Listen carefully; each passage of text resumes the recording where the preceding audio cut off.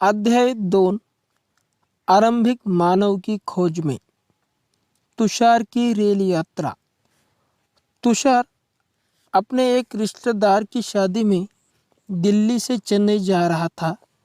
Rail में उसे खिड़की वाली सीट मिल गई, जहां से वह बाहर का नज़ारा देखने में मग्न हो गया। तेज दौड़ती गाड़ी से उसने देखा कि पेड़ पौधे, घर, खेती खलियान बड़ी तेजी से पीछे की ओर छूटने चले जा रहे थे। तभी उसके चाचा ने उसके कंधे पर हाथ रखकर कहा, पता है, लोगों ने मात्र 150 साल पहले रेल से यात्रा शुरू करनी की थी। बस तो इसके कुछ दशक बाद आई। तुषार सोचने लगा कि जब लोगों के पास आने जाने के लिए तेज रफ्तार वाली सवारियां नहीं थी, तो क्या वे यात्रा ही नहीं करते थे? क्या वे अपनी सारी जिंदगी एक ही जगह पर बिता दिया करते थे? नहीं, ऐसी बात नहीं। आरंभिक मानव आखिर वे इधर उधर क्यों घूमते थे?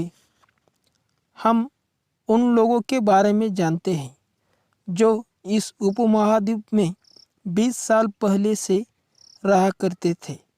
आज हम उन्हें आखेटक खाद्य संग्राहक के नाम से जानते हैं। भोजन का इंतजाम करने की विधि के आधार पर उन्हें इस नाम से पुकारा जाता है।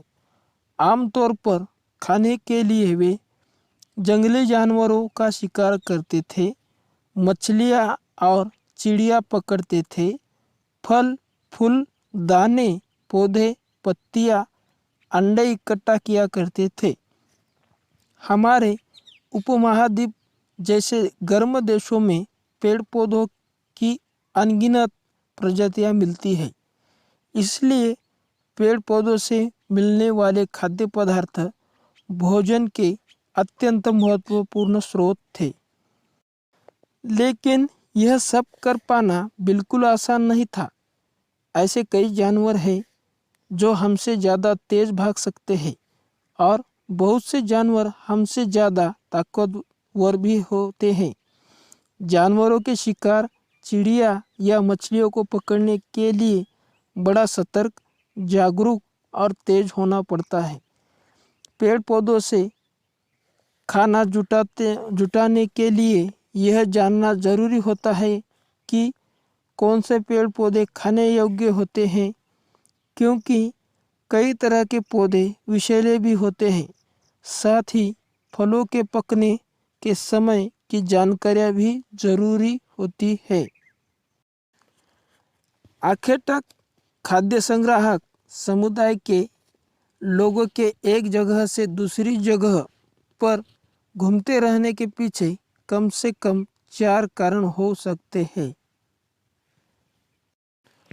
पहला कारण यह कि अगर वे एक ही जगह पर ज़्यादा दिनों तक रहते तो आसपास के पौधों, फलों और जानवरों को खाकर समाप्त कर देते थे, इसलिए और भोजन की तलाश में इन्हें दूसरी जगहों पर जाना पड़ता था।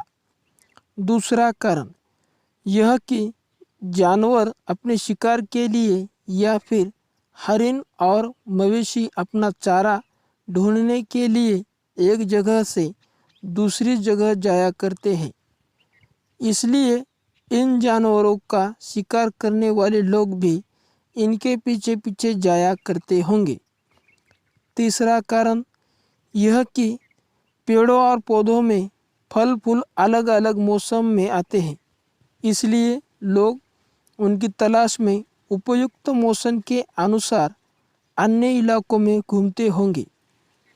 नंबर 4 यह कि पानी के बिना किसी भी प्राणी या पेड़ पौधे का जीवित रहना संभव नहीं होता और पानी झीलों, झरनों तथा नदियों में ही मिलता है।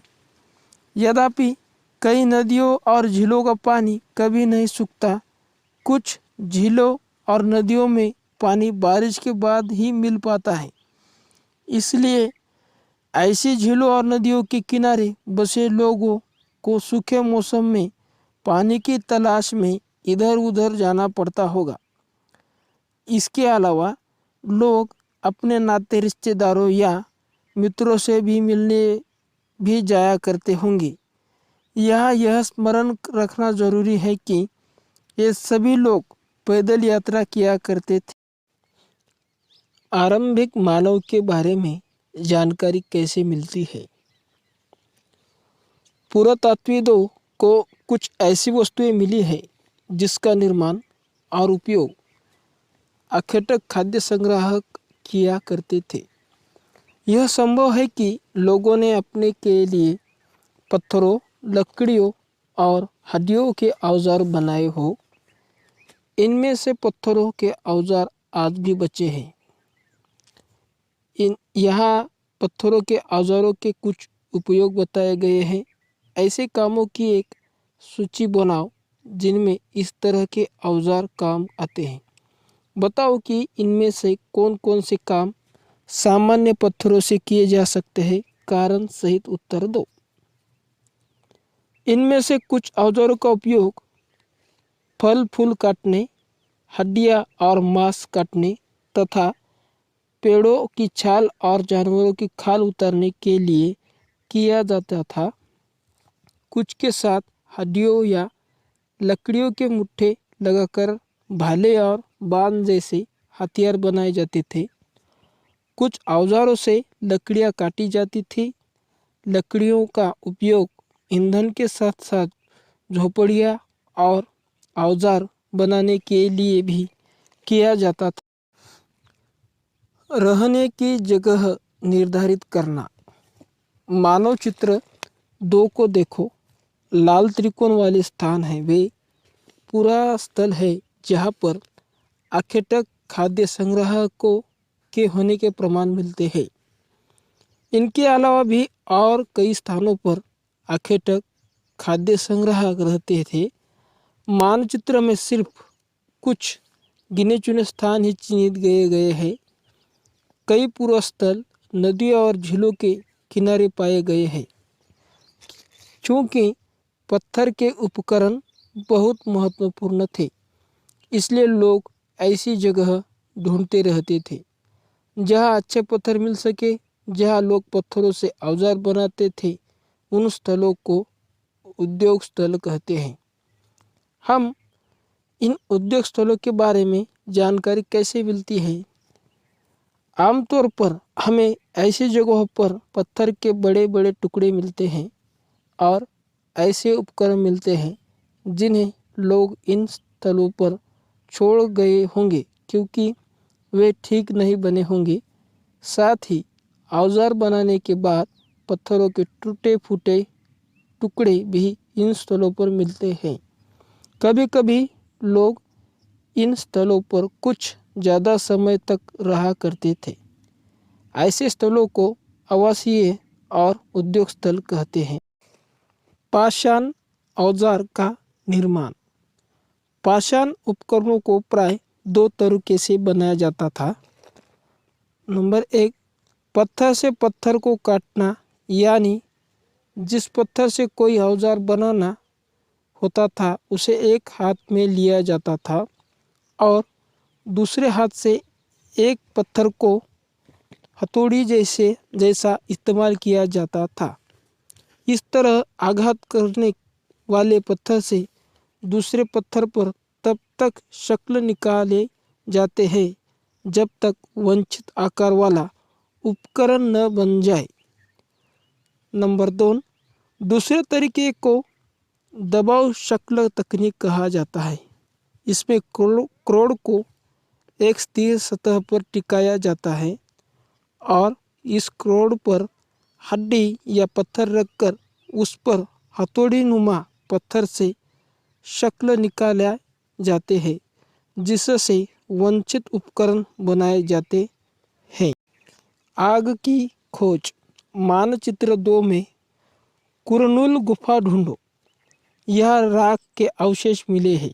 इसका मतलब यह है कि आरंभिक लोग आग जलाना सीख गए थे। आग का इस्तेमाल कई कार्यों के लिए किया गया है होगा, जैसे कि प्रकाश के लिए, मांस पकाने के लिए तथा खतरनाक जानवरों को दूर आदि भगाने के लिए। बदलती जलवायु। लगभग 12,000 साल पहले दुनिया की जलवायु में बड़े बदलाव आए और गर्मी बढ़ने लगी। इसके परिणाम स्वरूप कई क्षेत्रों में घास वाले मैदान बनने लगे। इससे हरिन, बारहसिंहा, भेड़, बकरी और गाय जैसे उन जानवरों की संख्या बढ़ी जो घास खाकर जिंदा रह सकते हैं। जो लोग इन जानवरों का शिकार करते थे वे भी इनके पीछे आए और इनके खाने पीने की आदतों और प्रजनन के समय की जानकारी हासिल करने लगे। हो सकता है कि तब लोग इन जानवरों को पकड़कर अपनी ज़रूरत के अनुसार पालने की बात सोचने लगे हो। साथ ही इस काल में मछली भी भोजन का महत्वपूर्ण स्रोत बन गई। इसी दौरान उपमहाद्वीप के भिन्न भिन्न इलाकों में गेहूं, जौ और धान जैसे अनाज प्राकृतिक रूप से उगने लगे थे। शायद महिलाओं, पुरुषों और बच्चों ने इन अनाजों को भोजन के लिए बटोरना शुरू कर दिया होगा। साथ ही वे यह भी सीखने लगे कि यह अनाज कहाँ उगते थे और कब पककर तैयार होते थे। ऐसा करते करते लोगों ने इन अनाजों को खुद पैदा करना सीख लिया होगा। शैल चित्रकला। इनसे हमें क्या पता चलता है? जिन गुफाओं में लोग रहते थे उनमें से कुछ की दीवारों पर चित्र मिले हैं। इनमें कुछ सुंदर उदाहरण मध्य प्रदेश और दक्षिणी उत्तर प्रदेश की गुफाओं से मिले चित्र हैं। इनमें जंगली जानवरों का बड़ी कुशलता से सजीव चित्रण किया गया। कौन क्या करता था? हमने पढ़ा कि आरंभिक लोग शिकार तथा फल मूल का संग्रह किया करते थे। वे पत्थरों के औजार और गुफाओं में चित्र बनाते थे। क्या हमें कोई ऐसे साक्ष्य मिलते हैं जिनसे पता चले कि महिलाएं शिकार करती थी या पुरुष औजार बनाते थे, या फिर महिलाएं चित्रकारी करती थी और पुरुष फल मूल इकट्ठा करते थे? वास्तव में हमें इसका ज्ञात नहीं है, लेकिन दो बातें हो सकती है। महिला और पुरुष दोनों ने मिलकर कई काम एक साथ किया होगा। यह भी संभव है कि कुछ तरह के काम केवल महिलाएं करती थी और कुछ केवल पुरुष। इसके अलावा उपमहाद्वीप के अलग अलग क्षेत्रों में अलग अलग परंपराएं भी रही होगी। हुंसगी का सूक्ष्म निरीक्षण।